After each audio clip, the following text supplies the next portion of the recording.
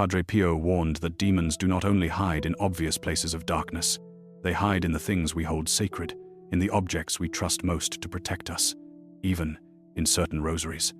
He saw them concealed not in the broken ones or the abandoned ones, but in rosaries held daily, blessed repeatedly, prayed over with fervent words. It was not a vision he shared easily. He knew how dangerous such knowledge could be, how easily it could breed fear instead of vigilance. But he also knew that silence would be more dangerous still, because the most cunning spiritual attack is not the one we see coming. It is the one we clutch in our hands while believing we are safe. Before we continue, please consider subscribing to the channel and letting us know where you're watching from. We read every single comment and truly appreciate you taking the time to listen to the story. It happened in San Giovanni Rotondo in the winter of 1959, on a night so still that even the wind seemed to hold its breath. Padre Pio was alone in his cell, kneeling before a small wooden crucifix that hung crooked on the wall, its paint chipped, its surface worn smooth by decades of reverent touch. The room was cold, lit only by a single candle that flickered weakly against the encroaching darkness.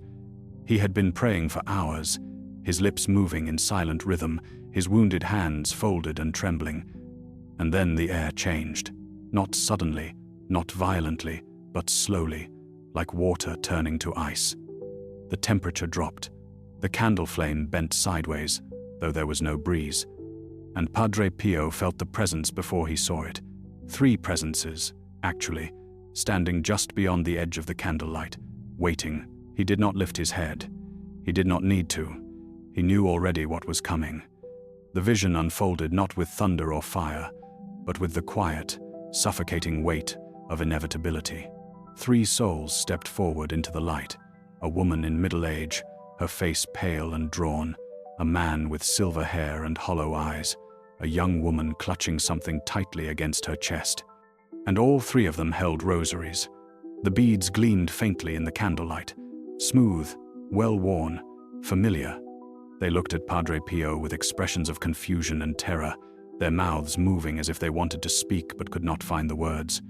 Finally, the older woman broke the silence. "Father," she whispered, her voice trembling, "why did my prayers go unanswered? I prayed every day, every single day. I never faltered. I never stopped. Why was I abandoned?" The man beside her nodded, his grip tightening on his own rosary. "I kept the tradition," he said, his voice rising with desperation. "I was faithful. I did what I was supposed to do. Where is the protection I was promised?" The young woman said nothing, but her eyes were wide with panic, her knuckles white as she clutched her beads like a drowning person clutches driftwood. Padre Pio remained kneeling, but he turned his head slowly to look at them, and his eyes, those deep, penetrating eyes that had seen so much suffering, so much grace, were filled with a sorrow that seemed to come from the very depths of eternity. He understood immediately what they did not yet know. They did not realize they were dead. They believed they were still living, still walking the earth, still protected by their daily devotions. They could not comprehend that the threshold had already been crossed, that the moment of realization was upon them. And Padre Pio saw something else, something that made his heart contract with a grief too heavy to name. He saw the rosaries they held, and he saw what clung to them. Not visible to the souls themselves, but visible to him. Shadows, coiled and patient, woven into the very beads they trusted. The rosaries had become doorways. The woman stepped forward first, and as she did, the room seemed to constrict around her, the shadows deepening, the air growing thicker. She held her rosary out before her like evidence, like proof of her innocence, and her voice trembled with indignation and fear. "I prayed this every day, Father," she said. "Every morning before dawn, every evening before sleep. I never missed a single day in 30 years. I prayed in the church, in the square, at the market. Everyone knew me. Everyone saw my devotion. I was known in my parish as the woman of the rosary. How could God abandon someone so faithful?" Padre Pio looked at her, and his gaze was not harsh, but it was unflinching. "Tell me," he said quietly, When you prayed in the square, in the market, where others could see you, did you close your eyes? She said, and when you prayed with your eyes open, Padre Pio continued, his voice soft but relentless. What were you watching? The woman's face flushed. I was watching. I was making sure. I wanted to set an example. An example, Padre Pio repeated. Or a monument. The question hung in the air like smoke. The woman opened her mouth to protest, but no words came. And then Padre Pio asked the question that shattered everything. Did you pray for God, or for the eyes watching you? The woman's rosary slipped slightly in her trembling hands. I prayed for God. Of course I prayed for God. But there is nothing wrong with being seen. There is nothing wrong with others knowing that you are devout. Padre Pio shook his head slowly. There is nothing wrong with being seen, he said. But there is everything wrong with praying to be seen. And then the vision shifted. The cell dissolved, and the woman found herself standing in her own past, watching herself as she had been. She saw herself kneeling in the town square, her rosary held high, her lips moving in exaggerated devotion, her eyes flicking constantly to the people passing by. She saw the satisfaction on her own face when someone paused to admire her piety. She saw herself at Mass, positioning herself where the light would fall most beautifully on her bowed head. She saw herself turning away from a beggar who interrupted her public prayer, annoyed that her performance had been disrupted. And she saw the thoughts that had filled her mind during those prayers. Not thoughts of God, not thoughts of Mary, but thoughts of herself. How holy she must appear, how admired she must be, how different she was from the lukewarm Catholics who barely whispered a Hail Mary in private. Her rosary had not been a conversation with heaven. It had been a mirror pointed at herself.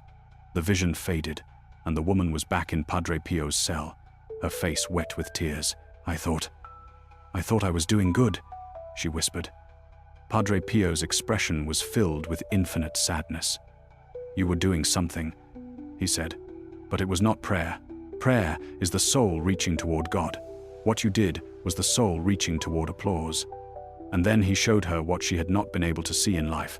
He showed her the demons that had clung to her rosary, small, dark, whispering things that fed on her pride, that encouraged her vanity, that told her visibility was the same as virtue. They had not destroyed her prayers. They had redirected them. Every Hail Mary had circled back to her own image. Every Our Father had been an offering not to the Father, but to her own reputation. Her rosary had become a stage, and she had prayed to an audience of one, herself. The second soul stepped forward, and the candlelight seemed to dim as if even the flame could sense the weight of what was about to be revealed. The man was older, his face lined with years, his hands calloused and strong. He held his rosary with a grip that spoke of decades of habit, and when he spoke, his voice carried the steady certainty of someone who had never questioned his own faithfulness. I prayed this every single day for 40 years, he said. I never stopped. Not once. Not through illness. Not through travel. Not through grief. I kept the tradition. I was faithful. I did what I was supposed to do. I cannot understand why I am here, why I feel this emptiness. Padre Pio studied him with those penetrating eyes, and when he spoke, his voice was gentle, almost tender, but it carried the force of absolute truth. You prayed every day, he said. But tell me, where was your heart while your lips moved? The man frowned. My heart was. I was praying. I said the words. You said the words, Padre Pio agreed. But did you mean them? The man's frown deepened. I said them correctly. I followed the structure. I completed all the mysteries. I did everything right. Padre Pio leaned forward slightly. You were present in body, he said quietly, but absent in spirit. You spoke words, but you sent no love. The man's face hardened. How can you say that? I prayed for 40 years.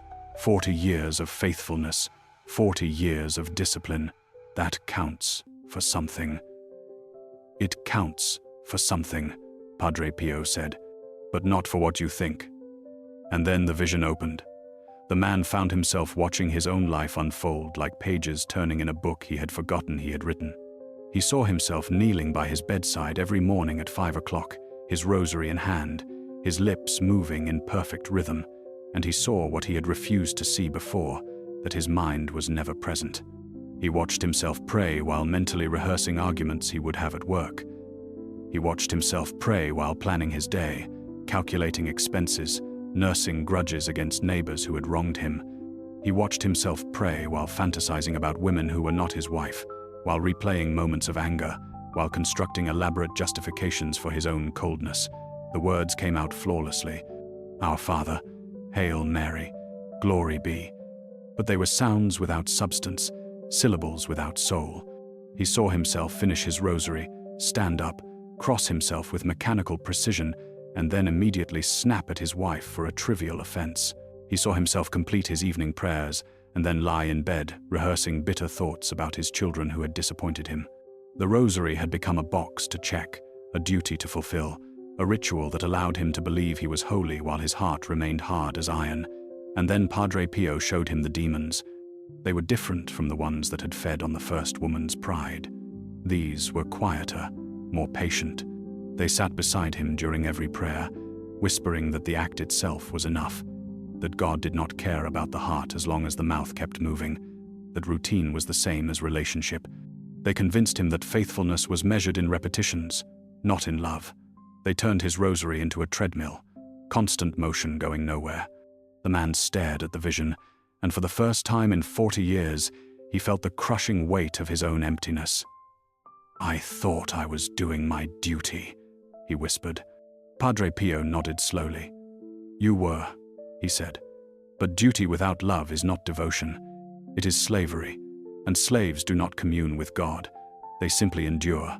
The third soul moved forward, and she was younger than the other two, her face soft with youth but marked by a fear that seemed to go deeper than death itself. She clutched her rosary against her chest with both hands, her knuckles bone white, her breathing shallow and rapid. The beads pressed into her skin hard enough to leave marks, and when she spoke, her voice was barely more than a whisper. This rosary was blessed 7 times, she said, by 7 different priests. I wore it every day. I never took it off. I slept with it. I bathed with it. I believed it would protect me from all harm, from all evil, from all suffering. But I still died. I still ended up here. Why did it fail me?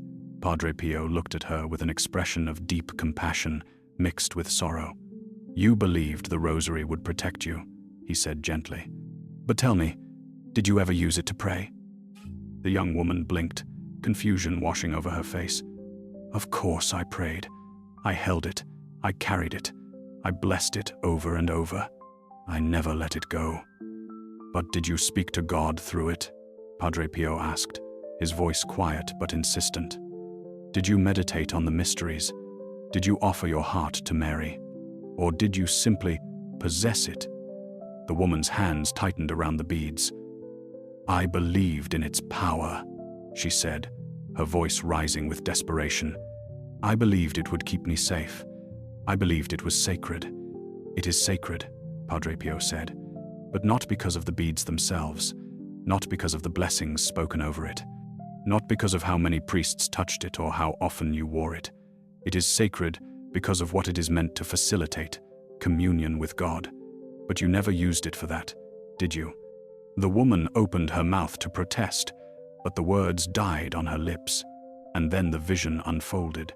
She saw herself as she had been, obsessed with the object, but indifferent to the prayer it was meant to inspire. She saw herself spending hours researching which rosaries had the most powerful blessings, which materials were most spiritually potent, which saints had touched which beads. She saw herself collecting rosaries like talismans, lining them up on her dresser, convinced that their mere presence would create a barrier against evil. She saw herself refusing to lend her blessed rosary to a desperate friend who had asked to borrow it for a dying relative, afraid that it would lose its power if it left her possession. She saw herself walking past a homeless woman begging for help, her hand instinctively going to her rosary, not to pray for the woman, but to clutch it tighter as if it were a magic charm that would protect her from having to care. and she saw the most devastating moment of all. The moment when, in genuine spiritual danger, she had reached for her rosary not to pray the Hail Mary, not to call on God's mercy, not to seek Mary's intercession, but simply to hold it, to grip it, to hope that its physical presence would be enough. She had turned a tool of prayer into an idol. She had replaced relationship with God with superstition about an object. The rosary was meant to be a path to the divine, but she had made it a wall between herself and the divine. Padre Pio showed her the demons that had twisted her faith. They were the most cunning of all. They had not attacked her rosary. They had encouraged her devotion to it. They had whispered that the object itself contained power, that blessings were like magical spells, that faith could be replaced with formula. They had turned her away from the person and toward the thing. Padre Pio stood slowly, his wounded hands clasped before him, and the three souls watched him with expressions of dawning horror as the full weight of their spiritual blindness began to settle upon them like a shroud. The room was no longer just a room. It had become a threshold, a place between worlds, where truth could no longer be avoided and illusions could no longer be sustained. "You want to know why your prayers were not answered?" Padre Pio said, his voice carrying the weight of centuries of spiritual wisdom. "You want to know why you feel abandoned, why the protection you expected did not come, why you stand here now in this place of reckoning? I will show you. But understand, what I show you is not meant to condemn. It is meant to illuminate. Because even now, even here, there is still hope. But hope begins with truth." And then the visions deepened. The three souls were pulled simultaneously into a review of their lives, not as they had remembered them, not as they had justified them, but as they had actually been. Small moments, daily choices, the accumulation of 1,000 decisions that had seemed insignificant at the time, but had built, brick by brick, the spiritual prisons they now inhabited. The proud woman saw herself walking through the town square, her rosary visible and gleaming, her head held high. A beggar approached her, trembling and desperate, asking for a few coins to buy bread. She saw herself brush past him without a word, without a glance, because his interruption had broken the rhythm of her public prayer, had disrupted the beautiful image she was creating for the onlookers. She saw the beggar's face fall, saw him turn away, saw him collapse later that night from hunger, and she saw that Jesus had been in that beggar, reaching out to her, testing whether her rosary had softened her heart or hardened it. She had chosen her performance over his presence. The man of routine saw himself kneeling in prayer, his lips moving through the Hail Mary with flawless precision, and then rising and walking directly into the next room where his wife sat crying. He saw himself ignore her tears, dismiss her pain, retreat into his newspaper because he had already completed his spiritual duty for the day. He saw this pattern repeat: morning prayer, followed by morning cruelty, evening prayer, followed by evening indifference. The rosary had become a way to avoid God, not encounter him. It was a shield he held up to say, "I have done what is required. Do not ask more of me." And he saw that every time he had prayed without love, he had driven another nail into the coffin of his own soul. The superstitious young woman saw herself clutching her blessed rosary, while a stranger asked her for directions to a church, clearly lost and distressed. She saw herself refuse to help because she feared that engaging with someone in need might delay her, might put her in danger, might cause her to lose or damage her precious beads. She saw the stranger wander lost for hours, miss the reconciliation he had desperately sought, and eventually abandon his return to faith altogether. And she saw that her rosary, which she had believed would protect her, had actually insulated her from the very encounters through which God had wanted to reach her. She had loved the object more than the God it represented. All three souls saw the pattern now, the devastating pattern they had been blind to in life. The rosary was meant to open their hearts to humility, to love, to trust, to service, to genuine encounter with the divine, but they had used it to close themselves off. The proud woman had used it to elevate herself above others. The routine man had used it to substitute action for transformation. The superstitious woman had used it to avoid genuine faith. The three souls stood in Padre Pio's cell, and the weight of what they had seen pressed down upon them with such force that they collapsed to their knees, their rosaries falling from their hands and clattering against the cold stone floor. They wept, not the shallow tears of self-pity, but the deep, wrenching sobs of souls finally confronting the truth of their own spiritual poverty. The proud woman covered her face with her hands. The routine man bent double, his shoulders shaking. The superstitious young woman reached toward her fallen rosary, then pulled her hand back, afraid now even to touch it. And Padre Pio knelt down beside them, his own face wet with tears, because he carried their sorrow as if it were his own. "You see now," he said quietly, "what you could not see before. You see how the enemy works. He does not always attack our faith directly. Sometimes he corrupts it. He turns our devotions into pride, our disciplines into deadness, our trust into superstition. He hides in the very things we believe will protect us. And the rosary, this beautiful, powerful, sacred prayer, becomes a trap when we use it for anything other than what it was meant for." The woman looked up, her eyes red and swollen. "Is there no hope for us then?" she whispered. "Are we lost?" Padre Pio shook his head. "No soul is lost who can still weep for its sins," he said.